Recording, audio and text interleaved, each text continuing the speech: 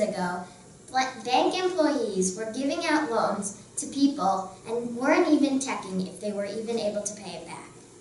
The loans kept growing and growing. Some banks and many individuals became unbelievably wealthy.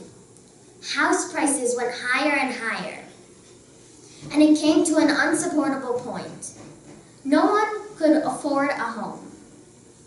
The whole banking and mortgage system fell like dominoes. Then, homeowners were defaulting on their loans, and this led up to millions of foreclosures. This led to one of the worst recessions ever in the U.S. financial history. Finally, since the recession, we are finally just starting to recover. According to the Huffington Post, we lost over $12.8 trillion during that time. After the whole banking system collapsed, the federal government had pumped in taxpayer money to keep these too big to fail institutions to prevent even worse ones to happen. I believe that the federal government should provide support to the mortgage market.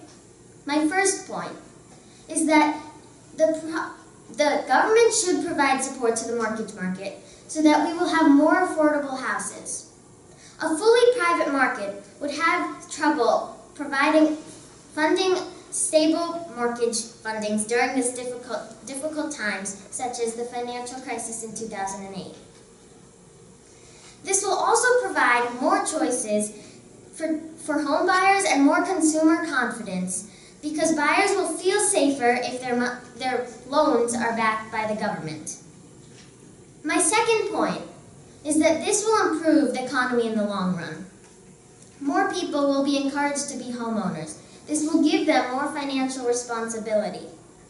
If the federal government supports or puts in money, they can regulate the mortgage market. They will have their say on what they think will happen or what they can do. According to trading economics, the housing market makes up 1/5 of our country's economy. I agree with what Senator Irakum said, that banks will be unable to support the number of people whose loans are coming in. The government should be supporting so that the banks will be able to support this. I also disagree with what Senator Tulsian said, that the price of houses will increase if the government does not support. Because if the government is supporting, then the prices will be more affordable. Thank you, and I'm now open to questions. All right, questions for Senator DeepaIrakam. Okay, Senator Singh. Senator Irakum, if there is already a collapse before in the past, then why would you want to take a chance again for the government helping? Even though there was a collapse already, but if the government has more of their say on what they can do, it'll help the economy, and the government will be able to, the banks will be able to support this. Senator Gupta. Senator, in 2008, the government had to bail out these banks, bail out Fannie Mae and Freddie Mac, losing $200 billion.